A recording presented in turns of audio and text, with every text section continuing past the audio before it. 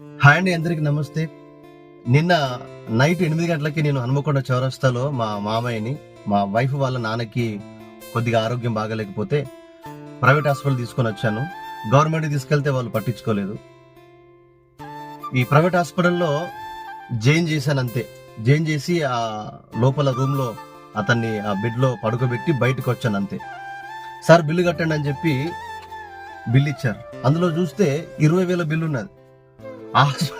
హాస్పిటల్కి వచ్చి 10 నిమిషాలు అవుతా ఉన్నది, 20,000 బిల్లు వేశారు. ఇక ఈ బిల్లులు చూడండి. ఏంటని చూస్తే 10,000 మెడిసిన్కి, 5,000 బెడ్ ఛార్జీ, 5,000 ఈ స్కానింగ్లకి.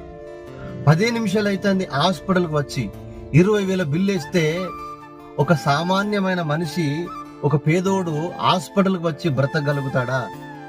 ఈ రోగమేమో గాని వాడు పీడించే ఆ డబ్బుల కోసము, వాడు వేసే బిల్లులకు సగం చచ్చిపోతాడు మనిషి.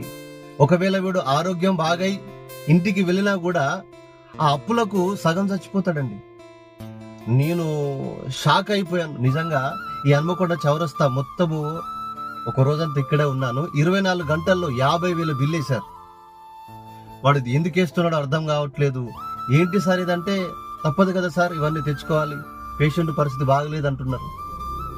ఆయన పరిస్థితి చూసి మేము ఏం చేయలేని పరిస్థితిలో ఒక్క రోజులో 50,000 బిల్లు రాస్తే ఇచ్చేసాం. ఇదంతా చూస్తే ఈ హాస్పిటల్లో, ఈ హన్మకొండ మొత్తం తిరిగి చూస్తే ఎక్కడ కూడా ఫ్యామిలీస్ లేవు. ఆ ఫ్యామిలీస్ కలిగిన ఇళ్లను కూడా హాస్పిటల్ గా మార్చేశారు. మామూలు దందా కాదు ఇది, చాలా భయంకరమైన దందా నడుస్తా ఉన్నది. ఎవరికి ఏర్పడట్లేదు, ఎందుకంటే రోగాలు ఎక్కువైపోయినాయి. మనం తినే తిండి ఏ తిన్నా ఏదో ఒక రోగం వస్తా ఉన్నది. కాబట్టి అందరూ పరిస్థితులు బాగలేవని చెప్పి ఎవరు పట్టించుకోవట్లేదు. కానీ ఈ హన్మకొండ చౌరస్తాలో కొన్ని వేల హాస్పిటల్ ఉన్నాయి. మన శరీరంలో ఎన్ని అవయవాలు ఉన్నాయో అన్ని అవయవాలకు ఒక్కొక్క డాక్టర్. ఎక్కడ గల్లీలో ఉంటే ఆ గల్లీలో కూడా హాస్పిటల్ పెట్టారు.